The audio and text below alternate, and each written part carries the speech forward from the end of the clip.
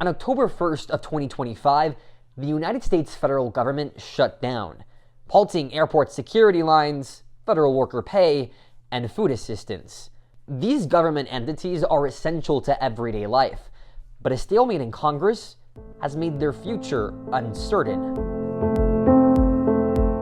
To understand the effects of a government shutdown, we first need to know what causes a government shutdown. A federal government shutdown occurs when Congress can't agree on a spending bill for a fiscal year. Fiscal years start in October and run up until the end of September. Before that time, a spending bill must be passed to fund day-to-day operations in government. So the reason of why the US government is shut down is because Congress can't agree on how to spend money. And that's because of health care. It's clear the Democrats wanted to shut it down because they want $1 trillion so that they can give it to illegal aliens. The issue with this is about whether or not the ACA subsidies are going to continue. We're at the point where this is frustrating. The Inflation Reduction Act extended tax premiums under the Affordable Care Act, but those tax credits are set to expire by this December.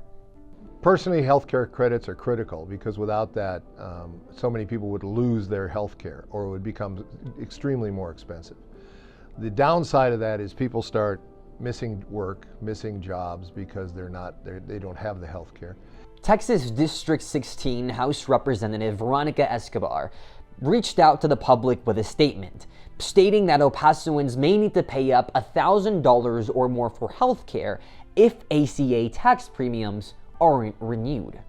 I haven't looked at the bill, but I doubt that what she's saying is true. From what I understand, the bill that they're originally talking about would only take away health care from illegal aliens. This is where I think it's just really just trying to build red meat, for their base. Part of the ACA is it is supposed to be open for citizens and legal immigrants. And this was a fight that we had, back when the ACA was written.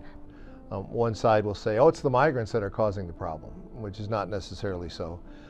The other side is, where you have to give us something on health care, but maybe doesn't have a viable solution. So I think there is some concern from both sides.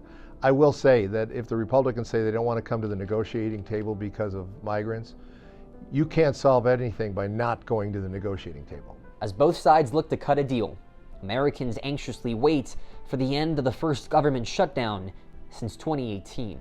Reporting for the Prospector, I'm Sebastian Perez-Navarro.